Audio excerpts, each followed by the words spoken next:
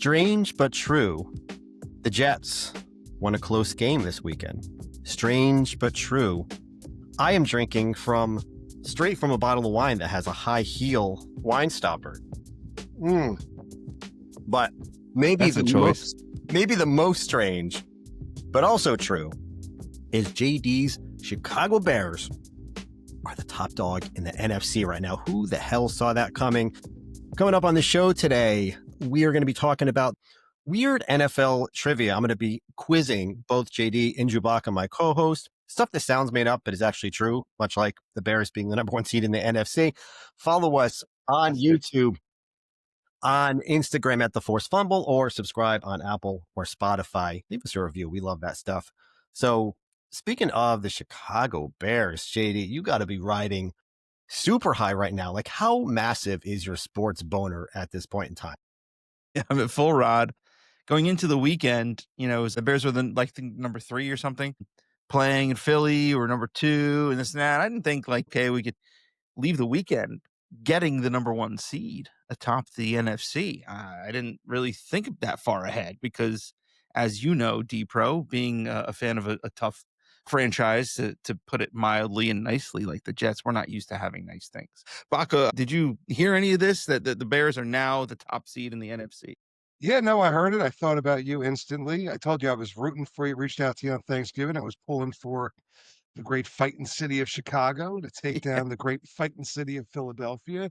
And, look, I got to get my nail polish ready because yes, it's Caleb Williams time. With the Bears being atop the NFC, it feels kind of cute at the moment. It's kind of like JewBacca driving your Uber car. Enjoy it before it hits the nearest wall. It's sensation. It's coming. It's a coming. Yeah, it's like being at number 1. I'm just waiting for someone in the NFL front office to be like, "Oh, there was a clerical error. Sorry, we just didn't catch it till now. This is not true at all." That's what I'm waiting for as a Bears fan. So come what may. But are they playing? Because I'm not watching a lot of Chicago Bears football. No offense, JD, but are they playing like a dominant team that would be the number 1 seed in the NFC? Or are they just winning a lot of the close games? You could say that the team that does win the close games is a trait of a dominant team. You could say that. Like the Broncos right now. Broncos winning a lot of close games. Exactly. Yeah. Pat's games aren't all blowouts either, right? It's an interesting kind of product with the NFL now. I don't really know that any of these 32 are a dominant team. Look at the Rams. They lost to the Panthers today, right? So it's tough to say that about anyone at this point, DePro. But what I do see is a very energetic, united team. There's a plan here. They go with things and stick with it, like the run, like being extremely fierce in the secondary and sometimes with the blitz. They're doing things that I'm not used to seeing a Chicago team do. But DePro, not everything in my life is sunshine and rainbows this weekend, because my daughter, my 8-year-old daughter, mind you, my firstborn, came to my wife and I and told me that she's apparently has a boyfriend. Yeah, that's right. The kid who sometimes can't remember to flush the toilet has now entered the dating scene, gentlemen. I don't know how to feel about this. That's even weirder to me than the Bears being atop the NFC, is this. And JD, if I'm being honest, because as somebody who has kids that are a little bit older, I can tell you pretty assuredly that much like the Bears' chances of winning it all, this is all cute, but just temporary and not real. Very, very temporary. I mean, and it's different. You got girls. I've got boys. So I've worn my boys' girlfriends that they had them like little mini badges of honor, like, oh, my little Casanovas. Whereas some boy thinks he's your daughter's boyfriend right now, and his dad is like, way to go. Well, that's my boy. Whereas you're like, what the fuck is going on here? Totally. I'm sitting there at the breakfast table, almost like Tony Soprano with his orange juice. I'm like, who's this punk and what are his intentions with you? I think you get it. The only thing you get a real sense, because I do really believe that it's, they see this stuff in the movies and like, oh, that can be me. And like they fantasize like they're married and all that stuff. The only thing you get a real sense of is what kind of type, like visually, like, is this kid brown hair? Does he have blonde hair? Is he balding already? Like, these are the types of things that you're going to learn about her. And like, does she ever talk to you about it? Like, what does she say about it? How excited is she? She's very excited. He does all the right things so far. He puts her jacket on every day. They're in the same class.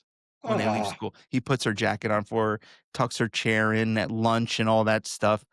However, there's a few little flags here that I want to point out to you guys. There's two of them in particular. One, he's on Roblox, so is my daughter. He changed his username to his name, if you follow, his name and Winter, my daughter's name, 2025. Like that's his new username. So it's his name and the ampersand and my daughter's name. There's that. He also, on his Thanksgiving, little write up, what I'm thankful for, that they all write. He put my daughter's name on that too. I see. I kind Better of than your daughter's name than your daughter's like ass. Like, I'm thankful for Winter's ass. yeah. I feel like Just that's said, really It's a cute. I bridge mean, too far. I honestly feel like if I was a 9-year-old, 10-year-old kid, because when we were 9, 10 years old, we didn't have usernames to change, right? Like we didn't have that sort of digital footprint. So I feel like that's kind of cute. And the jacket thing, it's nice. You're raising a gentleman, even aside from your daughter. Like that's just cute that this kid is doing the right thing and being gentlemanly. I don't know. I think this is all completely fine. And worst case scenario, Winter gets a nice little taste of heartbreak at a young age and sees what it's like. I hate to poo-poo Winter's little romance, but this is so fucking temporary. Okay, she'll buy him a Christmas present. You'll go and buy him a Christmas, or your wife will go and buy him a Christmas present. They won't be boyfriend and girlfriend by the time December 25th rolls around. That's probably gauging 8. I mean 8. Come on. I think you both have given me a lot to think about here and a lot to kind of turn the volume down in my own brain. However, I think the worst part for me right now that neither of you can help with is a sensation that this is only the beginning. It is. Like, because one day that boyfriend is going to turn to a funny boyfriend with a driver's license. I was once the funny boyfriend with the driver's license. I know how that game goes. So that's the sensation I get.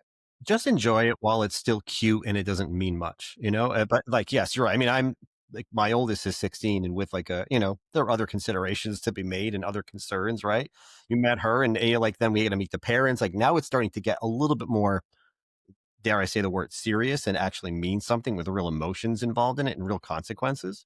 Yeah. Just now that I look back, I can be like, oh, that was so fucking adorable. Like I wish I could have that back. But you're right. This is the start, but it's the minor leagues. Listen, this is the beauty of having boys. And I know DePro's got 2, but you do have a daughter as well. I've got 3 penises I have to worry about, just 3. And since I've vasected myself, I don't really have to worry about mine anymore. So I really just have 3 penises that I got to worry about. You, my friend, and you with at least one daughter, you have to worry about all the penises. So at 8 years old, Winter's romance, and so it begins. It'll be a Winter's romance. It'll be over by spring. Nice. Very well put, fellas. Thank you for this little left turn down not even my love life, but my daughter's. I appreciate it. Lots of luck, Winter, and whatever your name is. So guys, we got to play a little bit of forced fumble Jeopardy.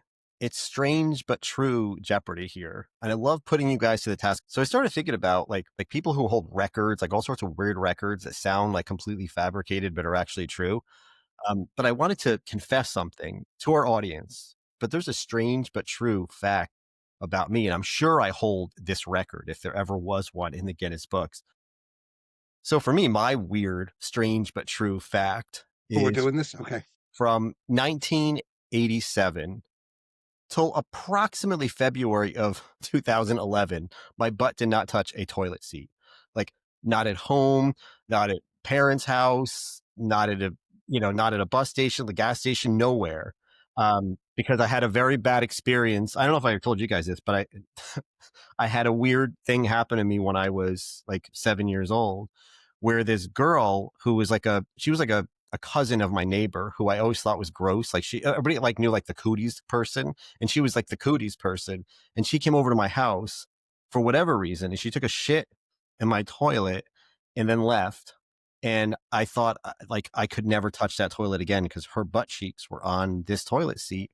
That's it for me. And God knows I would like who knew I was going to go another 24 years before skin to seat, but I did. And now I'm a healed man. I just put toilet paper on it now. That's So it. just to catch everybody, make sure everybody's kept up. You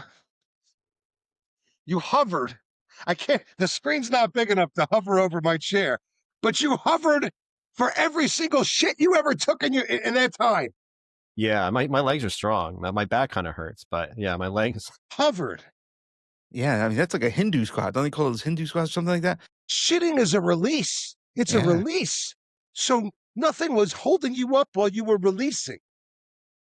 Yeah. No holding me up? The record. I have that record. We're dealing with the Cal Ripken of shitting here. You have to. You have to have that record. Although finding another person who did that for longer than you that would admit it, I mean, good luck. No, that's not going to happen. Good Hey, luck. JewBacca, I think you're right. You know, you've said in the past that DePro is the Gentile version of Larry David, and I'm starting to feel that that's more and more true the more we get to know him. Absolutely. Factoids like these. Love me some Larry. Absolutely. Either of you guys have anything weird you think like you hold any sort of odd world records?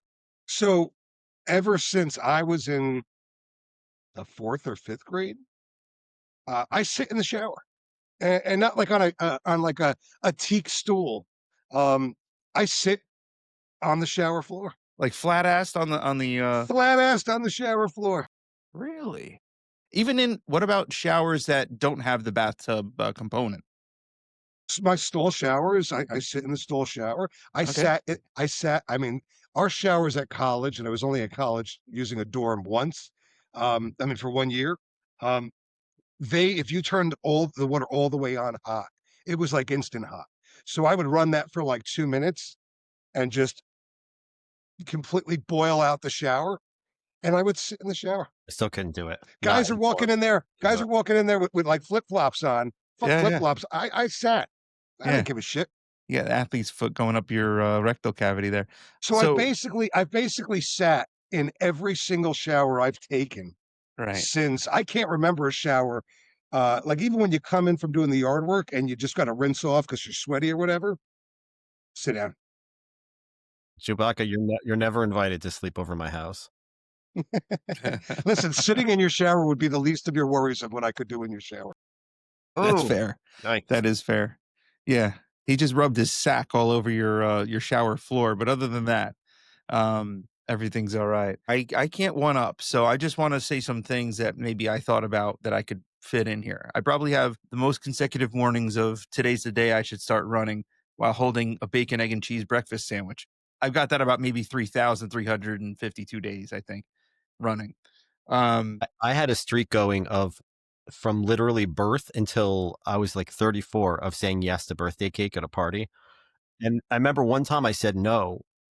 And the universe stopped spinning. Like I didn't know who I was anymore at that moment. Like, who am I? Who says no to birthday cake? Exactly. I don't know who I was. Not me.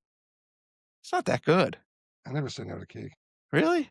I'm with JewBacca on this. Yeah. I mean, unless it's I mean, most birthday cakes are not that appealing. They're okay, but you just want to do, especially when once I start going to my kids' birthday parties. What else am I doing here? I got to, the worst is the ones with like that fake strawberry red on it, like in the middle, and that'll work. The fake banana cream in the middle. Oh God. Well, it's either that or fake socializing with other parents at these parties. So are you guys ready? Are you guys ready for some forced fumble Jeopardy? And please, if you're listening, play along. I'm not going to know any of these, so this is going to be great. I think you're going to know. Okay, first one. This player has played in twice as many Super Bowls as he has wild card games. Twice as many Super Bowls as wild card games. JewBacca. It was a little weird like that. I'll actually go like that. Just give a thumbs up. Close one. Yo. Tom Brady. Gotta be Tom Brady. Tom Brady, yes. 10 Super Bowls to 5 wild cards. That makes sense. I was going to say Kadarius Toney. Like close. What? Close. 2-time Super Bowl champion Kadarius Toney. All right, we got JewBacca 1-0. Question 2. Peyton Manning has a career high rush of 33 yards. Wow. Which is longer by 1 yard than the career high rush of this first round running back from 2012. Big time bust. The dude from the Colts. I can't remember his name. Yeah, the dude from the Colts. That's all I got. Running He back was from on the the Colts Colts. at one point. JewBacca, do you want to steal here? 2012, Joe Adai? No. No, I'm sir. not going back for No, it's Richardson, right? Yes, it is Richardson. JD, you got the points. Trent Richardson, big time bust. The 3rd overall pick by the Browns. Oh, the guy. Yeah, he won. Did he win a Heisman? He won a championship with Bama. Wait, I thought he went to Cleveland. I thought he was drafted by Cleveland. Was He he was traded drafted by Cleveland and traded to the Colts, Okay. where he proceeded to do absolutely nothing. 32 was his career high rush. Wow. 32 was his career high long rush, which is insane for a guy that highly drafted. In 2010, his team had both the NFL's top offense and top defense, yet missed the playoffs with a 9-7 record. 10. Had a great top level quarterback. Top running. I'm gonna just take a swing. The Saints. No, not the Saints. That was going to be my guess too. Actually, 10 missed the playoffs. Missed the playoffs with a 9-7 record. Awful special teams. Not that that will give much of a hint. I don't know. The Falcons? No, not the Falcons. Phillip Rivers and the Chargers. Ah, okay, makes sense. 10. Okay, so we're still at a deadlock at 1-1. Okay, these two teams are the only two teams in the modern era of at least 16 games to not have a 4,000-yard passer. Yeah, JD. Bears and the Browns. I was going to say Chicago's going to be one of them. You were half right. Oh, but it's definitely the Bears. I know that. Yes. And then JewBacca, take the other one. Make a wild fucking guess, JewBacca. The Jets. Oh, damn it. That one was right there. Yes. Layup. You both have 1.5 points, okay? Sure. All right, next question. We got a few more. These 3 men are the only players north of 40 years old who have caught a pass in the NFL. So they caught a pass when they were older than 40. JewBacca. Art Monk? No. I can't think of 3, but I can think of one. You're probably spot on with. Jerry Rice. Yes, you got. Yeah. I'll give you half a point for that. Yes, you're up to 2. Fitzgerald? Yeah, I was just going to say Larry Fitz. He did not. Oh, I'll wow, give you guys a hint. The other 2 are not receivers. Yeah, I was going to say maybe a quarterback like, Tom Brady? Yes. That's another half point. You're both at 2. And No, I'll give you a hint. He's a dick bag. Favre. JD gets the points for that one. 2.5 to 2. you give really good hints. Yeah, they are pretty good. Okay. In 2006, this running back scored more points than the entire Oakland Raiders team, 198 to 168. 2006. So think of a running back. Yes, JD. LaDainian Tomlinson. LaDainian Tomlinson, the great LT, is correct. Yeah. Hold on. 3.5 to 2? Okay. These are the only 2 lefty quarterbacks who've ever won the Super Bowl. Lefty quarterbacks. One should come to mind pretty quickly. Maybe the greatest lefty quarterback of all time. Doug Williams, a lefty? No, sir. Well, I got one. Yes, JD. Steve Young. Yes, sir. He was a lefty. I did not know that. He was. One, and the other one is a quarterback of one of our honorable mention teams that are tough to root for. Won Super Bowl 11, if that helps. Oh, Minnesota Vikings? What am I talking about? It's a team that's moved around a bit. Who's the quarterback for the Oakland Raiders? Stabler? Kenny Stabler? JewBacca gets the point. Stabler. Kenny Stabler. Yes, Ken Stabler. Yes. Kenny Stabler. Starting to lose track of the points. Okay. Yeah, it doesn't matter. He is the youngest player to ever win MVP at age 21. And then he won it again the following year at age 22. Lamar? No. Lamar? This is a long time ago. This was not recent. However, the guy is a big legend. Jim Brown. Jim Brown is correct. I mean, how much of a badass you got to be to win MVP your rookie year and then your second year in the league? That's big. He was a men amongst children, men amongst boys. All right, our last question on weird forced fumble Jeopardy.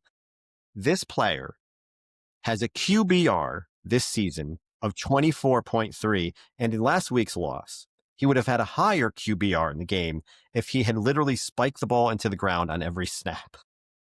Who is this quarterback? I've got like 4 that come to mind. It's just a disastrous season. And just bear in mind, Justin Fields did not play last weekend, so he's not the guy. JD, who are you thinking? This is a good question. I just wish I was sharper on it. Geno Smith. Good guess, but no. He is a quarterback for a team that scored 0 points today. And that would be... The Hosmer guy? Hosmer? No, J.J. McCarthy.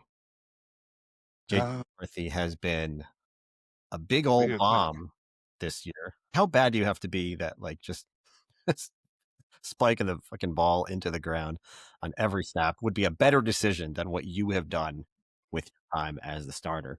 And just think too, with him, everyone was saying, oh, like he's like a redshirt freshman now, in the NFL kind of thing. And then he's got that alter ego 9. Yeah, he's a nutcase. Oof. He's so overrated. Like I don't understand where they thought he was going to be this world beater. I don't get it. They didn't know. They didn't see him in action. And now that we have, yikes. Yeah, yikes is right. Well, guys, look, I appreciate the time. I think JD won that game here, but you know what? I thought it was 4 to 3.5, actually. We all win when we play together. Once you stopped keeping track, I was like, oh, somebody's got to keep track now for my ego. Stabler kept me in the game, but I think I don't know. I think JD won half a point. Listen, with all the hints we had to take, it was a bullshit competition, but it was well put together. It was great. I just wish JewBacca and I maybe lay off the old this. And I'm like, he was a really great left-handed quarterback for the 49ers. I don't remember that he was a lefty. Whose name rhymes with Yves Sung. I was feeling confident because Friday morning I was in the barber chair watching First Take or whatever ESPN was on, and they got this this trivia question. They call it Sneaky Hembo. I guess Hembo is one of their producers who pulls out all these weird trivia. And it said, name the tallest player enshrined in the Football Hall of Fame. And I got it. Ed Jones?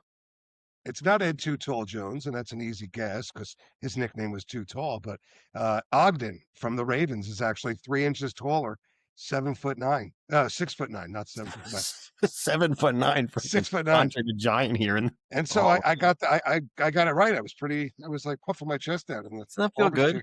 When you're right about things? Yeah. Doesn't happen for me much. Yeah. I drove home from a weekend getaway with the wife. It was a nice little weekend in the Catskills. And I had the rare distinction of getting to listen to my New York Jets win a close game with a last-second field goal. And man, it doesn't matter. The Jets are done, but it felt good. I feel like in life, you got to take the good when it comes to your door. This one came to my door. And I'm going to close on that note. Thank everybody for listening to The Forced Fumble, and we'll see you next time. See you later.